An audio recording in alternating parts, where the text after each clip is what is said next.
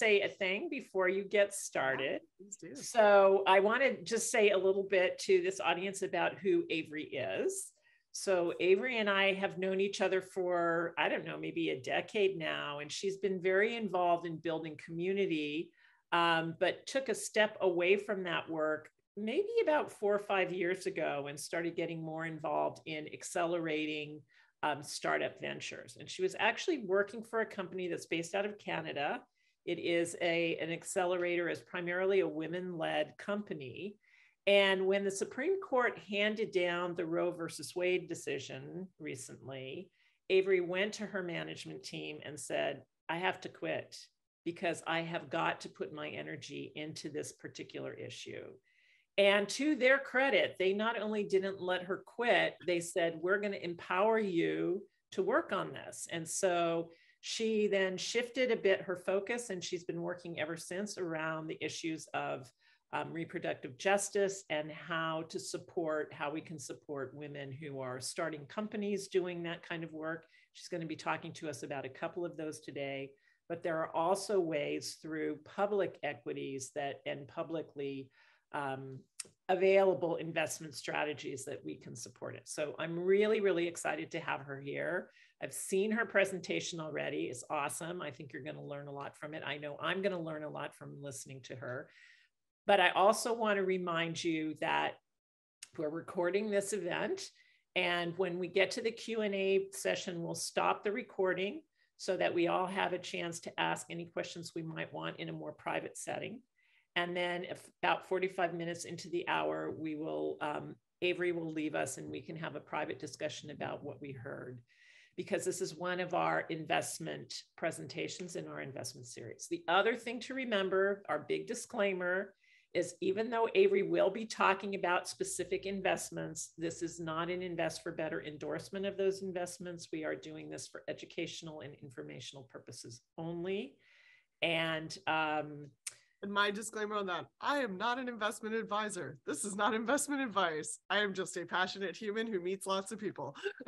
That's perfect, because that's the other thing I was going to say. This kind of, when she talks about private investments in particular, they are risky, and you need to talk to your own financial advisors and do your own due diligence before you make any investment decisions. So without further ado, I will give the floor and the mic back to Avary. And just again, so happy that you're with us, Avary. Really excited about this talk. Thank you all so much. So topic for today is talking about impact investing to advance reproductive justice. And so we have a few key things we want to focus on, and hopefully that you'll learn walking away from this conversation today. One is a kind of shared understanding and grounding around what we mean when we say reproductive justice, why this movement has traditionally been dominated by philanthropy, what the opportunity is to include impact investing. I'll share a few specific deal structures that can be really supportive in terms of, within the lens of impact investing, how you could deploy capital. And then also, what are a few specific amazing organizations out there that are currently raising, and then how you can leverage more of your portfolio to advance this movement. So starting with that grounding in reproductive justice. So many people, I think, are familiar with the concept of reproductive rights, right? That is fighting for legal recognition of the right to bodily autonomy, the right to control when and how many children you want to have in your family. However, Indigenous women, women of color, and trans people have always faced another level of scrutiny in this area. And the term reproductive justice was actually coined specifically in 1994. Right before attending the International Conference on Population and Development in Cairo, where that was like the moment where the world actually labeled this as a human right to be able to plan your own family, that has to be central to global development. There was a group of Black women in Chicago who recognized that the women's rights movement of the time, which was largely middle-class white women, and wealthy women at that, we're missing some of the needs of women of color and other marginalized people in the movement. And so at this time, the women named themselves the Women of African Descent for Reproductive Justice, and the term reproductive justice was formed. It is rooted in the internationally accepted human rights framework from the UN. And ultimately, they ended up like kind of doing a big splashy announcement in the Washington Post in 1997 with 800 plus signatures. And like, this is also when Sister Song, which is an incredible organization, if you're not familiar with them, based out of Atlanta, Georgia, was formed to really take on the leadership of the reproductive justice movement. Loretta Ross is one of the mothers of the movement. She is an activist, a professor, and she always says when it comes to reproductive justice, if you're starting at pregnancy, you're actually starting in the wrong place. And so to be really clear, when we're saying reproductive justice, this is not about abortion. And apologies. So this is not actually about just abortion rights, right? Like this is much, much broader, so that everyone who is capable of giving birth has a right to choose not to have a child, the right to choose when to have a child, and the right to choose to parent that child or those children in a safe and healthy environment. And so this ends up encompassing the full spectrum, from contraceptive access to fertility treatments that help people who are trying to conceive, to healthy and supportive pregnancies, or access to abortion or abortifacients that'll help end a pregnancy, all the way through to maternal health, and essentially the right to not die just because you got pregnant and are giving birth. And this is a very real problem in the US right now. Our Black maternal health rates are atrocious. You are 47 to 60 times more likely to die if you are a Black woman giving birth in some states in this country. And it's not just in the South. New Jersey right now is actually 47th in the nation in terms of Black maternal health. So when we say reproductive justice, we're not just talking about abortion. We're not just talking about legal frameworks. We're talking about the full ecosystem of support that centers the individual in terms of their autonomy and their right to choose their family.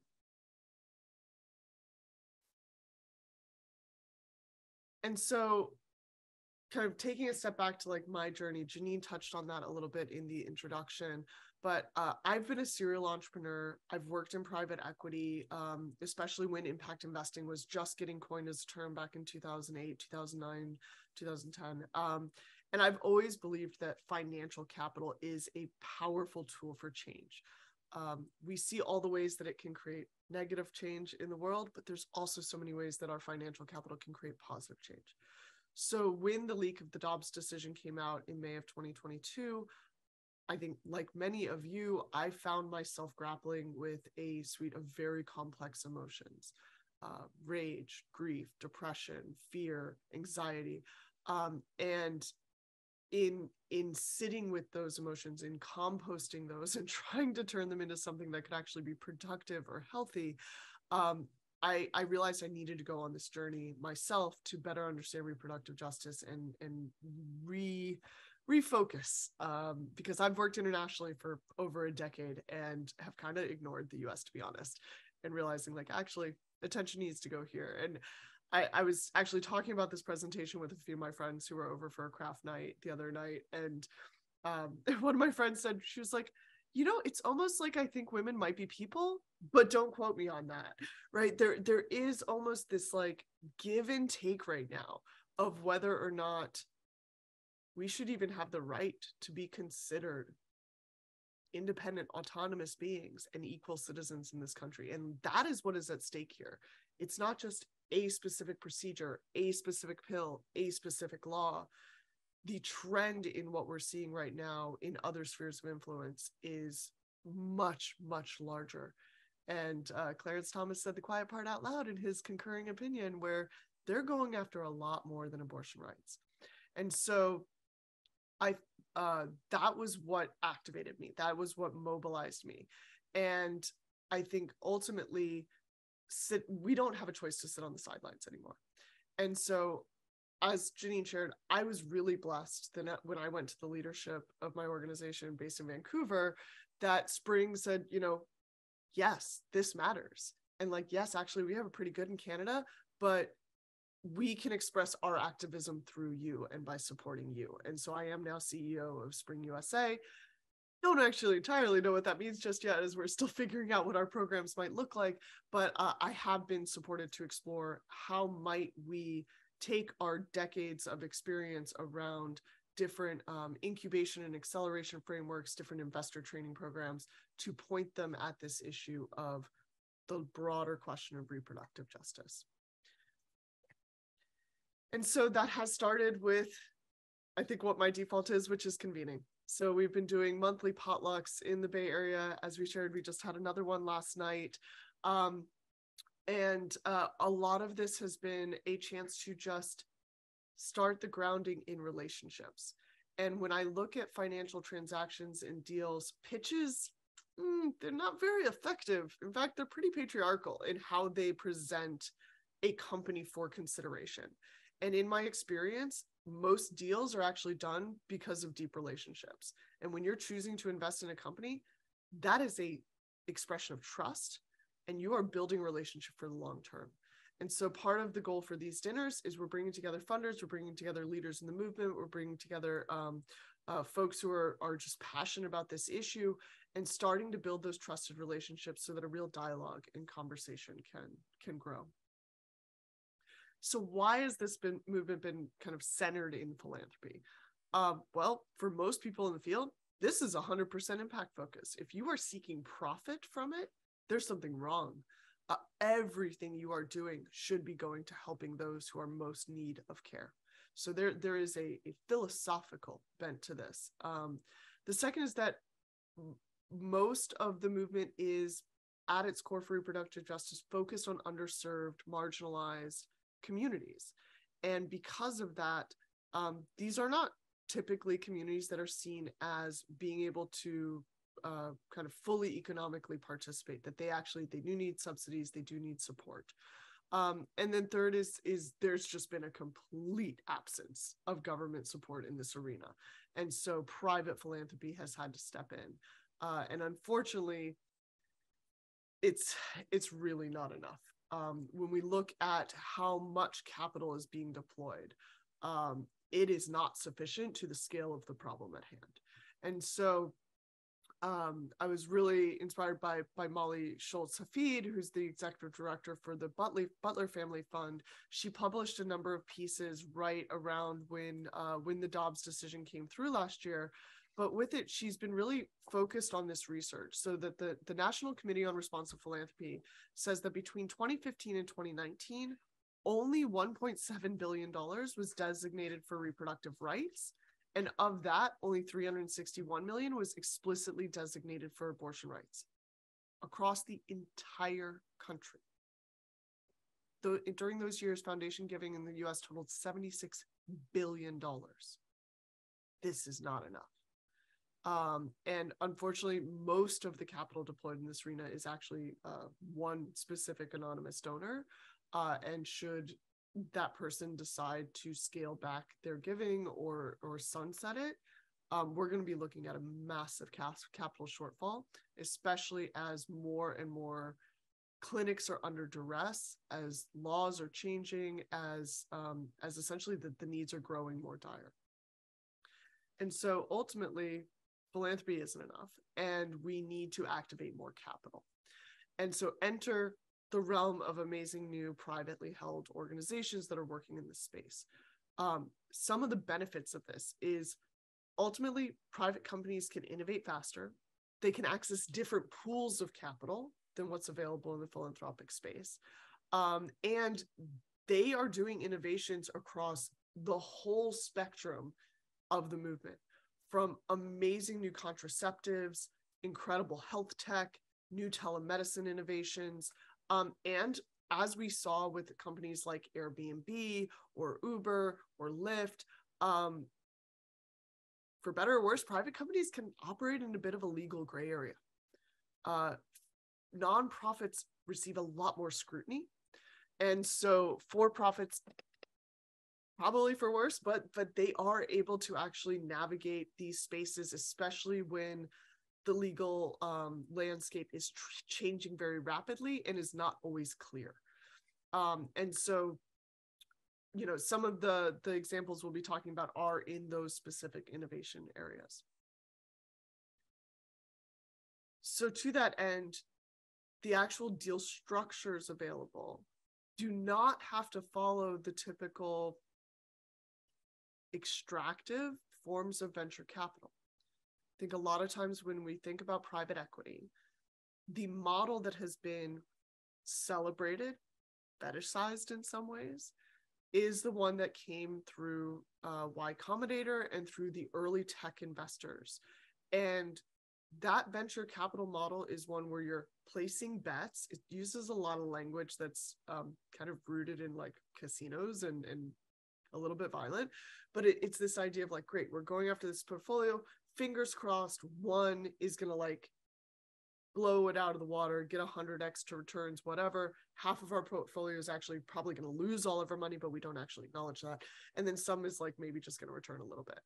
And so ultimately it's gambling, but it's gambling that we have professionalized and have put on a pedestal. And it's also pretty rooted in patriarchy, because ultimately you have a paternalistic view from your investors coming in that they know the right direction for the company to go, that their need for capital liquidity exceeds or surpasses whatever the goals of the founders or the team are within the organization. And that therefore they should be able to exert control to force a merger, force an exit in some way within their timeline and not necessarily within the timeline of the organization. I think there's a better way. I think there's a different way to think about private equity that is one that is more rooted in partnership, that is more rooted in the feminine, and that there are more tools available to us today than there have been historically. So one example is a SAFE. This is a simple agreement for future equity. A lot of investors, especially on the East Coast, Babby and I were talking about this the other day, like, are actually pretty against safes because they can be not awesome for investors later on. However, they can be accessible to non-accredited investors, which can democratize the fundraising experience. You might see minimums of as low as $500 to be able to get in. There's very few terms to negotiate, but as I said, like, they can be disadvantageous to investors later on who are coming in. Convertible notes are very traditional. They've actually gotten much cheaper from a transaction cost lens to implement. They don't require the valuation in the early stage, and I'm going to go deeper into each of these instruments. And they can create some really favorable terms for investors in later rounds. And then revenue shares, which for impact-focused companies are one of the most well-aligned financial instruments. They provide significantly faster liquidity over time. Typical check sizes are between 50 to 250K, but they can get you a term of around 2.5 to 3.5x returns. Doesn't mean you're swinging for the fences, but you're getting a really solid return on that investment. And it's not pushing for an unvalues aligned exit to get that liquidity. So diving a little deeper into safes here. So with that, safes, once again, are accessible to non-accredited investors. You can go from $500 to 250K, right? Like there is no ticket size that is associated with this. It's a really simple 3 to 5 page agreement, which means it has very low legal fees for implementing it. They don't typically have valuations at this stage. They also typically don't have maturity dates. I'm actually seeing this change a lot. Specifically in Canada, we've been seeing this change where more and more folks are insisting on a maturity date, which is when the note needs to convert to equity. It's not a debt instrument, so there's no interest rate. And you can also use a valuation cap so that early investors are recognized for the risk that they took early on and therefore can get more shares when there is a later stage investment, which is part of why later stage investors do not like this instrument because it can show preference to the earlier stage folks. AngelList has a number of really great resources to better understand safes and particularly to understand their drawbacks. None of these instruments is perfect. I'm putting a link here in the chat from AngelList around better understanding if or when this tool may be helpful for you within the context of your portfolio. I want to pause there in case there are any specific questions about safes before we jump on into convertible notes. Make sure I can actually see your faces. Yep. Cool. Then we're gonna go on to convertible notes. So these are debt instruments. So you do earn interest on your loan. You have the option to convert your loan to equity at a later date. There is usually a fixed date, 18 to 36 months, so that there is a deadline for the return of your funds. It's not just going to sit locked up forever. Because of innovations in terms of like templatized legal documents, the legal transaction costs have dropped dramatically in the last 5 years to about $1,500 to $2,500. This is compared to sometimes $15,000 to $20,000 to do an actual series round in legal fees. They do have a valuation cap similar to a safe, and it also has a discount rate similar to a safe, so that the early stage investors are able to get more more capital for that. And I'm going to pop another link here into chat that is from Startup Grind that gives a bit more context on convertible notes. And I just realized I apparently missed my slide on the revenue-based financing piece. So I'm going to close my slides here for just a second. On the revenue-based financing side, this is still a little bit of a Wild West, to be honest. There are a few investors who've been getting into this. There are a few funds that are actually starting to commit to this model, but it is not that common yet. And the idea is that, and if you have heard of Zebras Unite, which is a really amazing kind of investor co-op, they are really pushing for this idea of, instead of companies being unicorns who are going for that like billion-dollar valuation, that actually the vast majority of companies are zebras, where they are getting hybrid returns, they're growing, they're making money off their revenue, they're just kind of trucking along, growing much more sustainably over time. There's also a gender aspect to this. A lot of zebra companies are run by women. A lot of women don't get access to the kind of like high growth capital that men do. We see this in 2.2% of venture capital going to women. And so they tend to build businesses based off of their own performance, because they get more clients, because they get more revenue. So it's a slower growth trajectory, but it's one that's a lot more stable and a lot more predictable. So with a revenue share agreement, you're able to essentially inject capital up front, make a decision on how much you're going to make off of revenue. There can also be profit share agreements, but usually it's revenue for the investors. And so say 3%, 4%, 5% of revenue is actually getting paid back to you on a quarterly basis. And to that point of like, you're getting your liquidity faster, you're not actually having to wait for some big exit at the end to get your cash back to be able to redeploy in your portfolio. You're getting that cash back on this quarterly basis, which you could then reinvest in whatever instrument is going to be the right decision for you. And this is once again where a financial advisor can help guide you in that process. But for a lot of these impact-focused companies, especially in the reproductive health space, they're not currently looking for revenue share agreements because it's not that common. But when I'm looking forward, I'm saying like, this is probably the instrument that's going to be best values aligned and performance aligned for companies in this space over time. So going back to sharing, there we go. So let's talk about a few specific deals. So Maya Hartigan is an amazing entrepreneur. She is the founder and CEO of May. She was actually just featured yesterday in Times Square on the NASDAQ billboard, just completed the NASDAQ Milestone Makers program. She has built an incredible app that is drastically improving maternal health outcomes for Black women. So they're seeing 58% reduction in preterm births for Black mothers. And they're doing this by providing essentially culturally competent medical information, access to doulas, access to midwives, access to people who can just answer your questions as if you are a competent adult and not infantilizing you. So May was founded on the belief that all women deserve an equal possibility of a safe pregnancy and giving their babies a healthy start. Belief that with access to the right knowledge and support in a trusted space, we can approach this life stage from a place of empowerment. Maya herself is a mother of 3. And a lot of her passion for this was driven by her own experience in giving birth to her 3 children.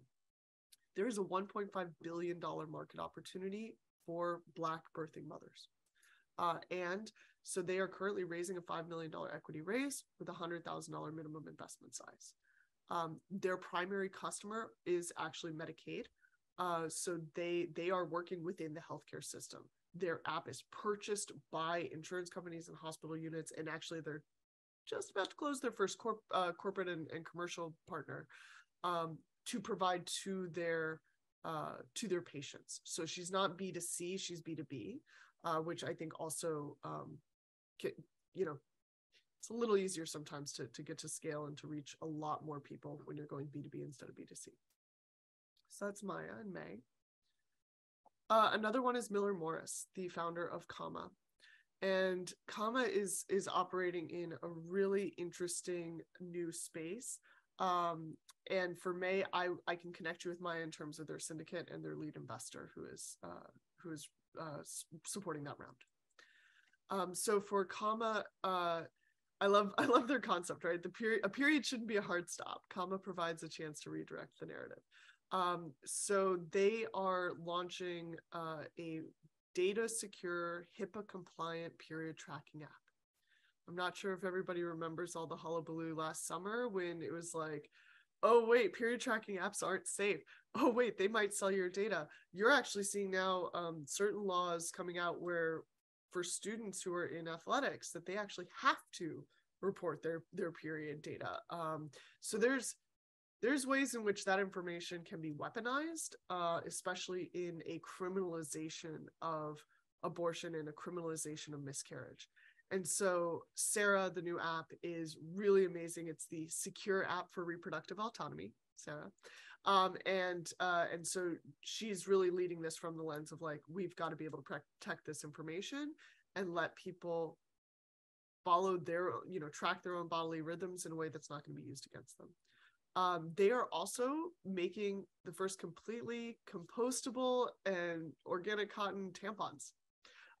So with compostable bioapplicators, Miller's very focused on the reduction of plastics and the environmental impact those have, and menstrual products contribute a huge amount of waste to our system. And so she's really looking at that. She's got actually some really interesting future trends. Since this is a public presentation, I'm not going to share that on her behalf, but I do recommend talking with her if you'd like to learn more about their trajectory. They're raising for a $400,000 safe that's at a 5.5 post-money valuation, and that's going to help them achieve those milestones of launching Sarah and launching the first compostable tampon. But Miller's an amazing entrepreneur. I highly recommend connecting with her. And then we also have Choice. So Choice is providing compassionate, affordable, and safe abortion care from home. They're a telemedicine clinic that is providing sexual and reproductive health care. So they are for blue states where abortion and self-managed abortion is legal. They're able to provide telemedicine care. They're able to prescribe and ship mifepristone and misoprostol. They're also able to do advanced care directives so that when you are you don't actually have to be currently pregnant to get these pills and stock your cabinet. They've been using a crowdfunding campaign on Republic. That crowdfunding campaign has actually ended, so they've now taken the round offline from that. But their goal was to use a safe to access non-accredited investors. They wanted to be able to tap into more people in the movement who would like to be able to support this kind of care. And they are rapidly innovating and shifting. I'm not sure how many folks are aware of the potential legal case in Amarillo, Texas, that might cause the FDA to take mifepristone off of the market. Happy to share more information about that if that's something folks are interested in. But Choice is actually rapidly innovating now to make sure that they're ready with a misoprostol only protocol should that change happen. And I think this is one of those examples of being able to do rapid innovation and respond to a very fast changing environment. They are seeking to launch actually a B2B travel service. And that's what this fundraise is looking to cover, is all of these corporations came out and said that they're going to help their employees access care should they need it. There's a lot of logistical complications involved in that. And so Choice is creating a business product, enterprise business product, to support HR departments in being able to follow through on that promise and to actually deliver care in a way that is HIPAA compliant, in a way that supports their employees. So there is no minimum investment size. It is currently, I'm not sure if it's still open to non-accredited investors since the Republic raise closed, but this will enable them to expand to this B2B service, and always happy to make an introduction to Cindy. So those are 3 examples. There are many, many more. There's some really interesting innovations happening in the contraceptive space. Unlike most drugs, contraceptives are actually not developed by the pharmaceutical industry. They're developed by philanthropy and aid funding. Lots of interesting reasons why that's the case. And so we are seeing, I highly recommend connecting with the Male Contraceptive Initiative. They're one of the largest funders of the research and development into these new drugs, but there's some really cool stuff coming down the line in terms of non-hormonal, completely reversible, non-surgical vasectomies, products like Vasogel that can help men to control their own reproductive health. There's really cool pills being developed that does not matter what sexual organs you possess. If you take it, it would actually kill the sperm in your body from 1 hour after taking it for 24 hours and then disappears, non-hormonal. So we have not seen real revolutions in contraceptives in like 30 to 50 years. So there's a lot of really interesting stuff coming up the pike. Sarah from 50 Years VC, their Repro Grants, is actually funding a new IUD that actually has much more soft, flexible arms so that you don't risk embedding or punctures or the massive pain in both insertion and removal.